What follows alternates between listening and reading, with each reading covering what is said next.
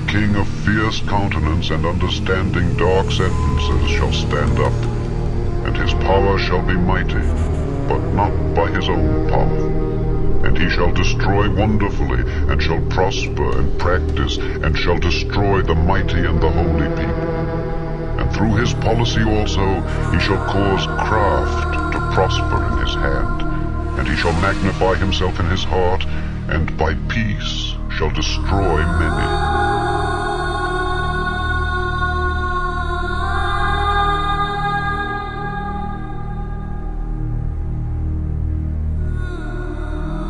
Him whose coming is after the working of Satan, with all power and signs and lying wonders, and with all deceivableness of unrighteousness in them that perish, because they received not the love of the truth, that they might be saved. And for this cause God shall send them strong delusion, that they should believe a lie, that they all might be damned who believed not the truth.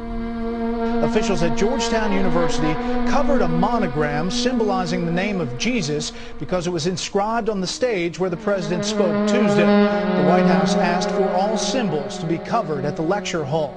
A university spokeswoman tells Cybercast News, quote, the White House wanted a simple backdrop consistent with what they've done for other policy speeches. The monogram, IHS, which comes from the Greek for Jesus, was covered with a triangle of black painted plywood. Over the course of the last few weeks, President Obama made the statement while in a foreign country that we are not a Christian nation, that we are not a Jewish nation or a Muslim nation.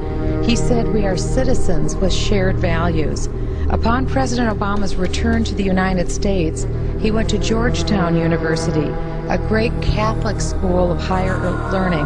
His staff, it is reported, requested that the Catholic University cover up the image of Christ on the cross before President Obama would give his speech at Georgetown. I don't know that any previous president, Mr. Speaker, has ever made such a request.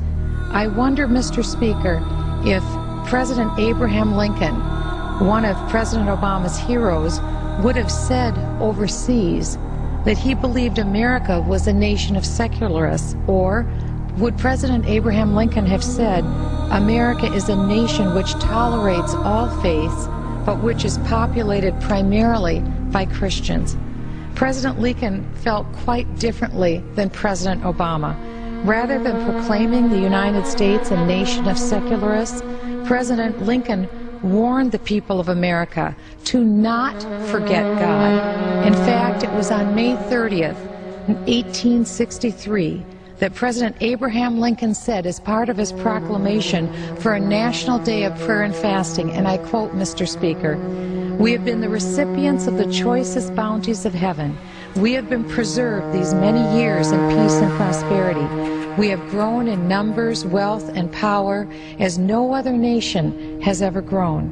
But we have forgotten God." But when ye shall see the abomination of desolation spoken of by Daniel the prophet, standing where it ought not, let him that readeth understand.